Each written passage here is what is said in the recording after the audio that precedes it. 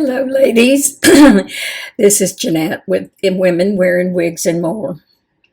And today, I don't want to review a wig as I'm wearing one that is discontinued, the Ellen Villa Jazz, and it just upsets me that it's not available anymore. I wish they would bring it back. But what I wanted to do, I just feel like talking. And I don't know if y'all, I'm sure some of y'all remember that back last fall, I kind of stopped doing videos. Well, I kind of want to talk about a little bit about what was going on. And I hope that this is beneficial to some people because it's something that I had never heard about. But I'm sure maybe some of you remember me doing a video of just my experience of going to Walmart and trying to get into the apartment, and I'll link it somewhere, either there or I think there. But anyway, I'll link that video for you to get the full scope, and I just kind of told a story, and it was regarding just becoming over weak and perspiring and doing all this kind of stuff. Well, I really don't know where to begin, but I'm going to kind of start back in August. I had gone to a new cardiologist, and he wanted to put a loop recorder implant, which is basically like wearing a heart monitor, but it's implanted. And so that with a heart monitor, they only get like a 3-day or a week at the most reading of your heart. Whereas with the loop recorder, it's constantly monitored by the doctor, so they can get a bigger picture of your heart rhythm. I have a slow heart rate normally, and it's around 55. I guess the normal is 75. But I'm not sure that has anything to do with what I'm going to talk about. But so what had transpired before I went to the cardiologist. I hope I'm getting my story straight. But anyway, I went to this cardiologist, and he wanted to do this loop recorder, which is what I ended up doing. But I'm here to tell you that if you ever have that done, you make sure that they put you at least in twilight zone. Because he said, oh no, he said, we'll deaden the the skin, and it'll be over in 5 seconds, and you can drive yourself home. Well, I want you to know that was the most traumatic thing that had ever happened to me, because I didn't feel any pain, but I felt the pressure, and I felt like someone was stabbing me in the heart. And I mean, I just can't tell you. And I went by myself because my daughter has a pretty busy schedule. And I told her, I said, well, the doctor said I could drive myself home. Well, what he failed to realize is that when you're driving, you have that a seatbelt strap going over your chest. And it was very tender. I mean, it was still kind of medicated, but, and I had to drive holding that belt out from me and drive, and I just had to be very careful.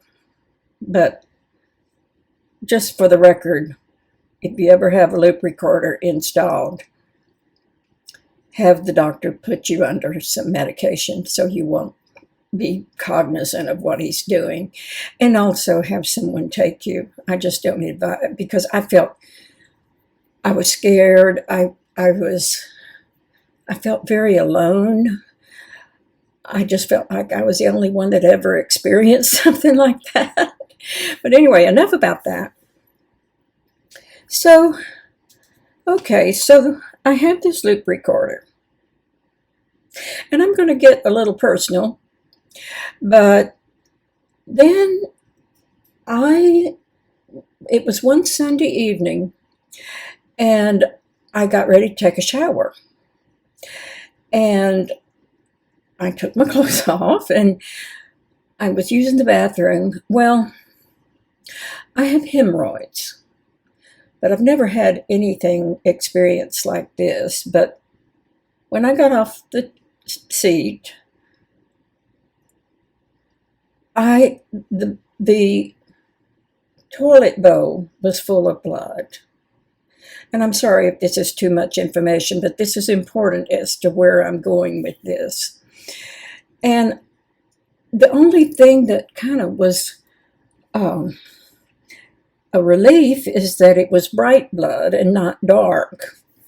So I knew that was not something internally that, was going on, but still, it was frightening. And so anyway, I get ready to get in the shower, and all of a sudden, I got so weak. And I started perspiring, and I'm thinking, what is going on, And to the point that I had to lay down. I thought, well, as I had gone to this doctor years ago when something like this had happened, he told me, he says, the first thing you want to do is elevate your legs. I think I've kind of talked about that too. But anyway, so I get down on the floor. I'm stripped naked, and I managed to get my feet up on the toilet seat. And I'm laying there, and I'm just sweating profusely and just thinking, it was just, I thought, I just felt terrible. Well, all of a sudden I was laying there, and due to a circumstance, and I won't go into it, I had started locking my second lock, a deadbolt. We have two locks, one that is with the key, and then a second one which nobody can get in. And I'm laying there, and I thought, oh no.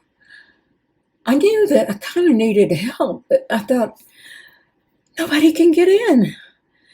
And so, anyway, I just laid there, and I thought, am I dying? And if I am, they're going to have to break the door down. And so, I managed to get up, and I went and I unlocked both locks. That was how scared I was. I thought, am I dying? And so I unlocked both locks.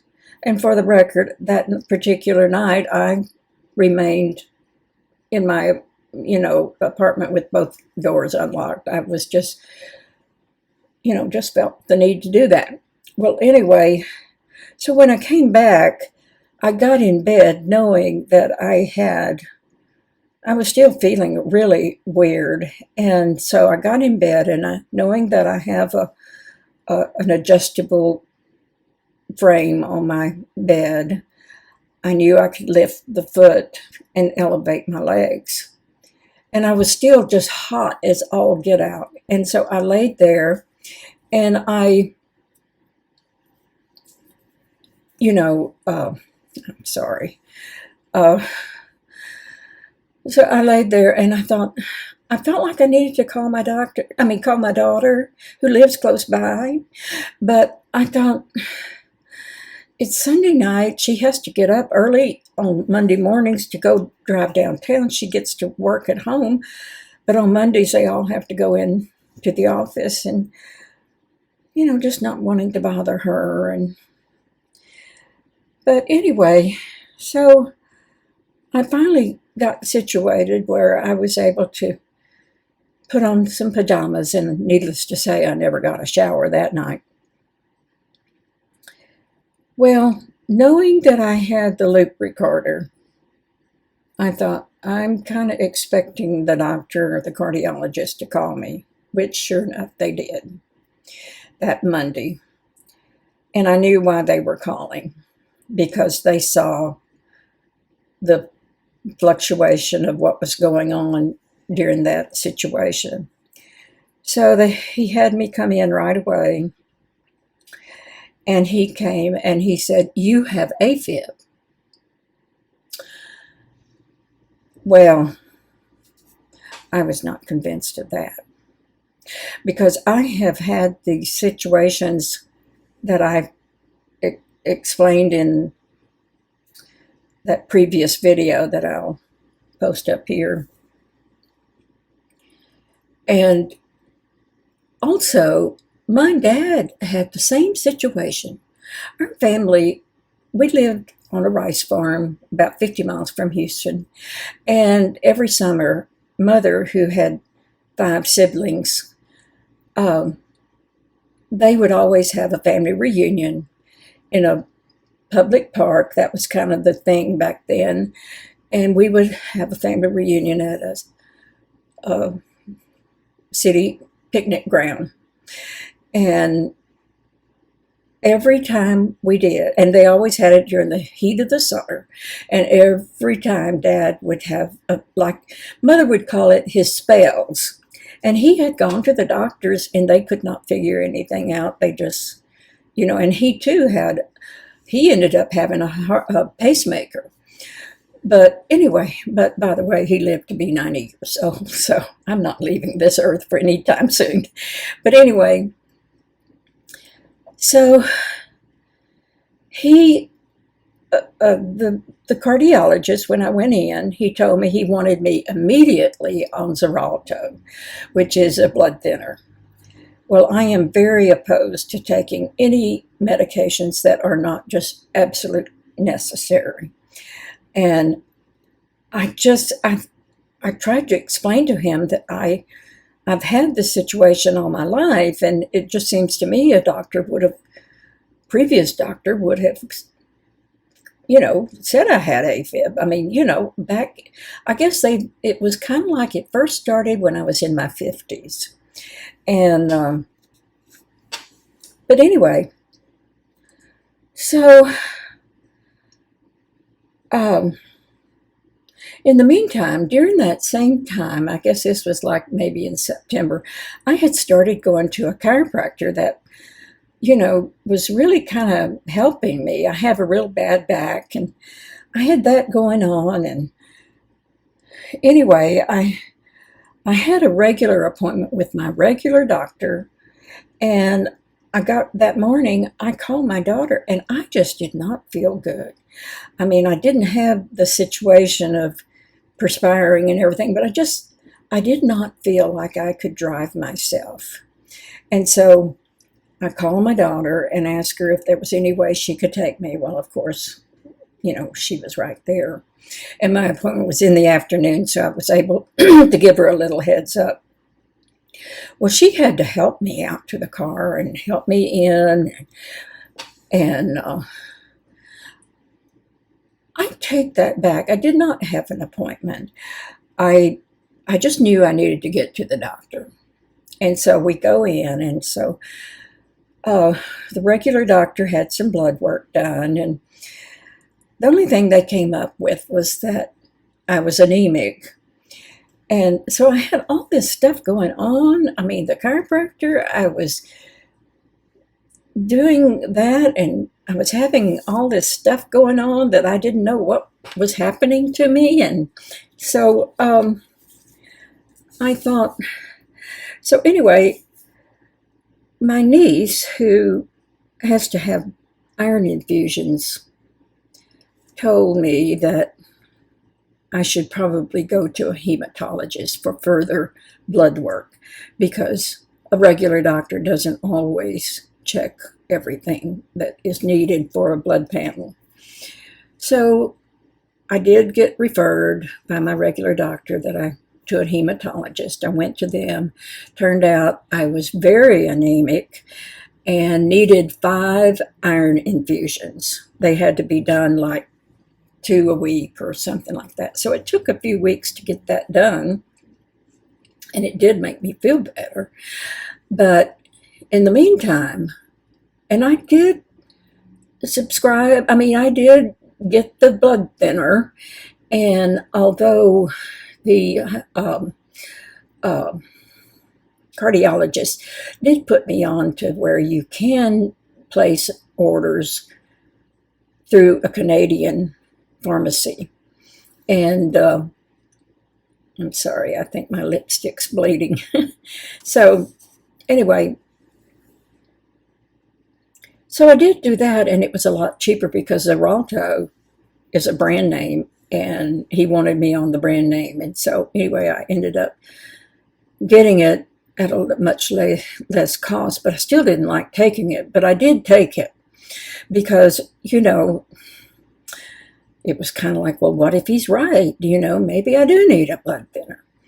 But I still was not convinced. And so in the meantime, when I was at the chiropractor, I know I'm jumping all around. I had so much going on. I don't know how I kept anything straight. So I don't expect you to. But anyway, I went, and I had been seeing a particular chiropractor, a gentleman, and he was so easy on me at my age. He needed to be, in understanding my back. Well, the owner happened to, we would go in rotation, and anyway, it came up that she had me to adjust, and she put me on that table, and she told me to not rest my hands on the bar, that you're on your stomach, and she said, don't hold on there, just hang your arms down and just relax. Well, she came down on me so hard, I just flew up off that table, and I was in pain. And what she did was she bruised the cartilage underneath my breastbone and below the rib cage. And if you've ever had anything like that, it is so painful, and there's nothing to do but just wait it out. Well, needless to say, I couldn't do the chiropractor, and I was canceling the appointments, having the iron infusions, and my daughter said, well, I just think you need to cancel the chiropractic because, until things get settled down. And they did give me a refund, partial refund, but, I didn't get to take full advantage of it. But nevertheless, in the meantime, I'm on this Xarelto blood thinner, and I thought, you know what, I'm going to find another doctor, cardiologist, for a second opinion, because I was simply, and I'm missing out why I talked about the the chiropractor hurting me. So okay, that's what happens when you get older. You lose your train of thought. You just have to try to refresh your memory. But the reason I talked about the chiropractor is that I could feel that the loop recorder had shifted. And I know it was when she came down on me and did that. And so I was very concerned about that. And so anyway, it was placed way up. I don't know if you can see. Let's see, hold on. I'm kind of getting personal, but that's where it was entered. No, I'm wrong. It's right here. That's where it was inserted. And without showing you, I can feel that it's way down here. So,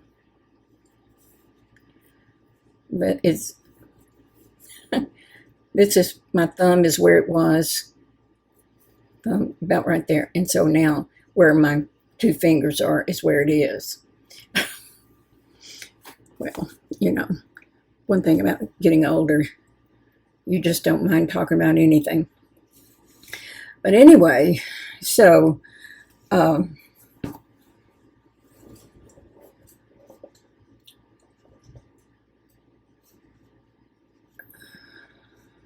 having to stop because I thought my recording was not my voice was not recording. So anyway, it is.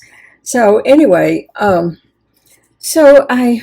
so going back to, it had moved, had dropped. So I made an appointment with the first cardiologist, and I went to him because it concerned me, because that loop recorder had moved so far. And so anyway, he examined it, and he said, no, it's not a problem, blah, blah, blah. And so anyway, and I said, so I just, I'm kind of I felt very, kind sort of way. I said, I'm just really not convinced that I have AFib. And he got very upset with me. I mean, like, how dare you question a doctor? That was basically his attitude. And so he opened the door and he motioned for me to come. He says, follow me. And under his breath, he said, you'd never believe me in 100 years. And I thought, this is not the doctor I need to be. So anyway, long story short, they did schedule me another appointment for just later. But I ended up, that's when I decided I needed a second opinion.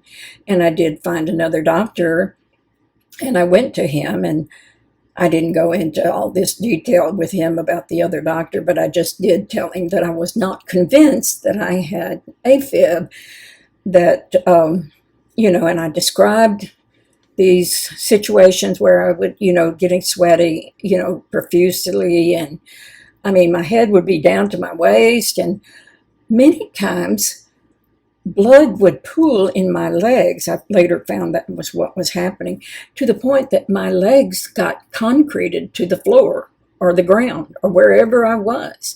And I had no movement.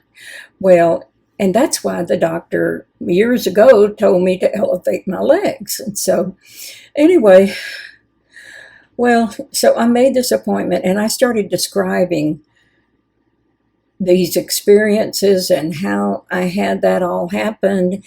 And he immediately told me, and this is what I want to share, is that what I have is called a vasovagal syncope episode. And what happens, the vagus nerve is in your neck. And he said, it's very common, but I had never heard of it. Not a name like that. And so he explained that what happens, that the vagus nerve kind of gets disconnected with the brain, and it causes all your blood to go down to your legs. And that's why my doctor from years ago told me to elevate. He never explained, and probably didn't even know himself at that time, because we're talking many years ago. And so I said, well, write that down, because I need to, find out more. Well, turns out that there are triggers that will cause you to have this vasovagal syncope episode. And that's what my dad had. He just never knew the name. And it's brought on by triggers. And some of the many triggers that can cause this is getting very dehydrated, getting extremely hot, which explains my dad at the family reunions out in the hot sun, the sight of blood. And that's why I mentioned about, the pool of blood in the toilet. And it was right after that I had this vasovagal syncope. And even straining to go to have a bowel movement can bring it on. I see the dehydration, getting extremely hot, the sight of blood, straining to go to the bathroom. And if there's any others, I can't think of it right now. But I will try to put the name over here, and do your research. And it just gave me so much relief to have a name on this that I knew. And so going back to that day when the new cardiologist explained what I was experiencing, I said, well, does that mean I can come off the blood thinner? He said, well, we had just transferred the transmission of the loop recorder to him, and that was all in October of last year. And so he said, let you stay on the blood thinner, and then I would like to see you in 3 months, like it was going to be January of 2024. And he said, this will give me time to review, the monitor of your heart and to see, exactly what's going on. And then we can discuss whether or not to come off the blood thinner. So I was satisfied with that, which made a lot of sense because, I'm still thinking, well, maybe I do have AFib. But anyway, so I kind of spent that time doing that, and that all kind of coincided with, not doing the videos, and then Thanksgiving came, and then Christmas came, and, so hopefully I can kind of get back to doing things again, and I'm feeling really wonderful.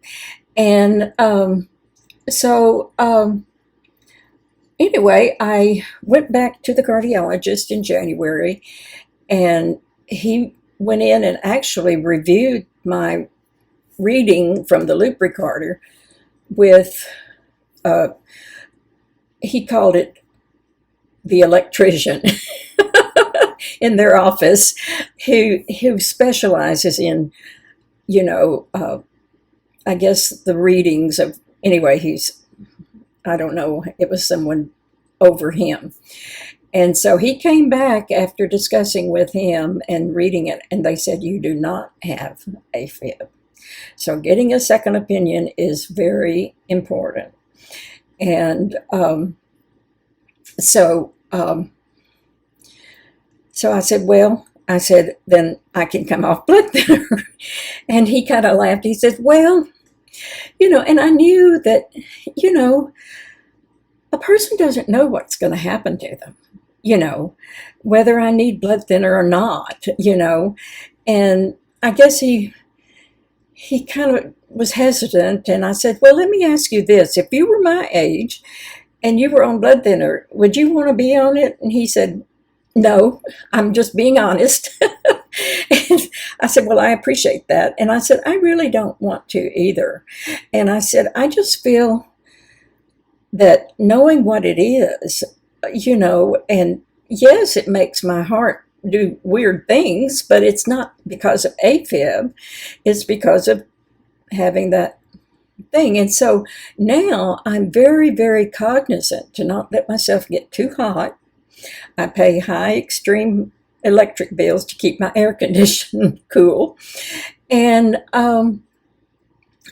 I take a bottle of water when I think I'm, or even if I'm not thinking that I'm going to be gone for a long time. And so anyway, and I understand, and I mean, it's just amazing how I think back what everything, when I have had that, that's what happened. And see, going back to my old doctor years ago, when he told me to elevate my legs, what had happened on that situation, because I did get all that, perspiring and passing out and all that kind of thing, wanting to. I had a juice glass in my bathroom, and I would use it for a mouthwash, and I was putting it back in the medicine cabinet, and it slipped, and I tried to catch it, and when I did, my little pinky jabbed down on that. And I mean, your fingers have so many blood vessels that I couldn't get it to stop bleeding. And so I just wrapped it up in a bunch of paper towels, and I drove myself to Dr. Oakman, the doctor I'm talking about years ago. And so, anyway, I just had a little pop-up. I don't know what that was all about, but we're going to find out. But anyway, so I think that was a thumb down or a thumb up. That's a first for me. But anyway, maybe it's trying to tell me I'm talking too long. But it was then that he told me about elevating my legs. Well, see, it was the side of that blood, and I remember when it was bleeding, I had a little vanity stool, and I put my hand over the sink, and I looked in the mirror, and I just talked to myself like, Jeanette, it's just a cut, it's not anything serious. Trying to talk myself out of it, and I think I kind of did, but anyway. But so there again, that was the situation. But anyway, I'm talking about this because I mentioned all this on Facebook. And just kind of, I explained that I don't normally talk about my illnesses on Facebook, but I wanted to share this situation of having the vasovagal syncope episode so that if other people have experienced these same things, that they know the name for it and that they know what causes it and what to do about it. Well, okay, so I did. And fast forward, I don't know, a month or two or something, I get a message on Messenger from a non-friend. Well, you can look at that without them knowing that you're seeing it. And she mentioned that she had searched on Facebook for the symptoms that the vasovagal syncope. And she found my description of it. And so she was contacting me to see if she could find out anything more because her 8-year-old little girl was diagnosed with that same thing. And she was worried sick about it. And she said, I'm afraid she's going to have something like this happen at school. And I don't know what to do. And I just responded. I said, well, the first thing I would do is to let her teacher know and let the school nurse know so that if she does have this sort of symptom, that they are aware. And so anyway, we became Facebook friends, and her little girl is so cute. And so she just recently, I think she had her first communion, I think it was. And I posted there, I said, I feel like your little girl is my soulmate. So anyway, but it made me feel so good that someone could benefit. And I thought, if she is the only one that could benefit from that, then I have accomplished things. And so this is why I wanted to talk about this today. And if you have had anything like this happen, then you know that you're not alone, and that, as far as the research that I have found, I haven't found where anyone would die during this. And so, especially if you know what to do about it, it's mainly just getting that blood back to your heart. And anyway, but I guess I'll let you go. I kind of wanted to talk about these earrings. You've heard me speak of Dean Davidson. These are his knockout. These are the large knockout rings. And yes, they do hang down, but that's the beauty of them. But when you see them in person, I'm having a hard time, but they are so beautiful. All of his jewelry is just gorgeous. And this is a Dean Davidson bead. I think I've mentioned that I had one just these same millimeters when I was in high school, and someone got in my house and stole them. So even though this isn't and I think I've even shown where you can, well, I can't do it right now, but you can, here it is. Well, gee, okay. You can adjust I'm getting it all confused. Let me just, I hate this. Okay, I have to look away and think. But anyway, I'm going to let y'all go, and I hope that this can be helpful to some people. And if you do, if you hear someone talking about it, and there's no medication to take for it. It's just one of those things that apparently it can be hereditary, because the fact that my dad had that, and I know that's what it was because he had the same exact symptoms. But anyway, so I'm going to let y'all go, and I just wish y'all a very good day, and we'll be talking to you soon. And please like and subscribe and hit the bell, and I will talk to you soon, and I love you.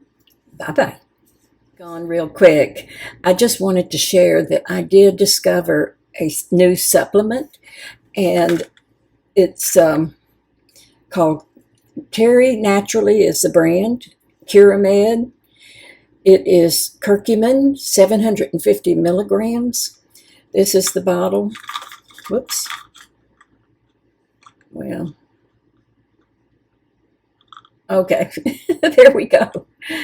But anyway, I'll just show this. The light isn't flashing on there, but I'll link below a video of, I don't know if anybody follows Shay Whitney. She recommends various things, and she recommended this and gave all the technical reasons, one of which is that it is a natural blood thinner. And so I'm taking 2 of these a day. And it's also for inflammatory, and I have such bad back problems that I am taking 1 in the morning and 1 at night. And so it's, as she will explain, curcumin is derived from the turmeric plant. But when it's in concentrated forms, you can see right here that it says that it's up to 500 times stronger than turmeric. In other words, you would have to take 500 capsules of turmeric to equal 1 capsule of these. So watch that video too, because it's very informative. You may need to slow the speed down, because Shay does talk a little fast, but she's a ball of energy. But anyway, she just gives some real good information. So now I will leave you again. And so you have a wonderful day, and I will talk to you soon. Bye-bye.